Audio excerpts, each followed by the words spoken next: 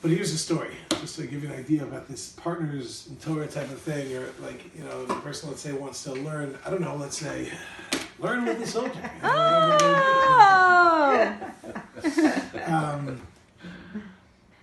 There's a story. I don't know if it's true. I don't know if any story I heard is true. I only know the stories I've experienced, and those I usually don't tell the truth with. So I don't know if any stories are true.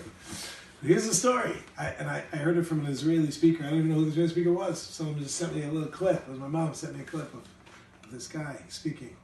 And he said that there was an Israeli soldier that was injured. And he ended up in the hospital. And like, remember when Corona was hot and heavy, so there was no sickness but Corona. So like, if anyone's in the hospital, it's because of Corona. So like, when there's wars happening, people are only in hospitals because of the war. But this happened to be not true, right? So one guy was brought into a room with another guy who's in the room also for something else, nothing to do with the war. He's just sick, whatever, he ended up in the hospital.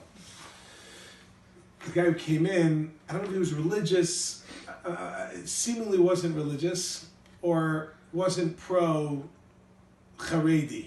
style. And the guy was Haredi, so the Haredi and the non-Haredi in the room. Soldier, yeshiva guy. And of course they get to talking very quickly, and he goes, "You're a parasite, you're a leech. You don't go to the army, you just leech off us and that's it." He goes, "I'm a parasite? You're a parasite. You leech off the Torah world. If not for the Torah world, you'd have nothing. None of your bullets do anything without us. You'd have no protection without Tehillim, nothing."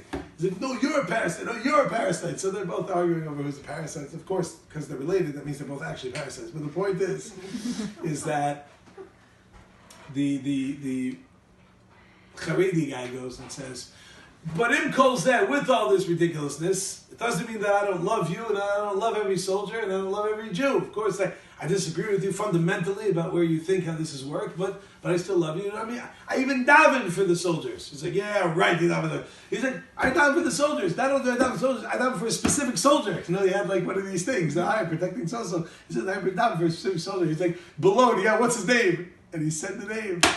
No. And the guy couldn't believe it. It was him. No. So he's like, "What?" He goes, "Yeah, I daven for you every day. I learn for you. I'm learning your merit."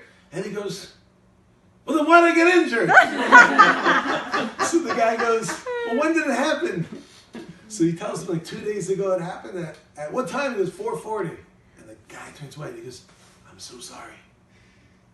I'm usually start at 4:30. I started at 5. I was late that day to yeshiva. So the reason I so apologize. That's the reason it happened, because I wasn't protecting you at the time."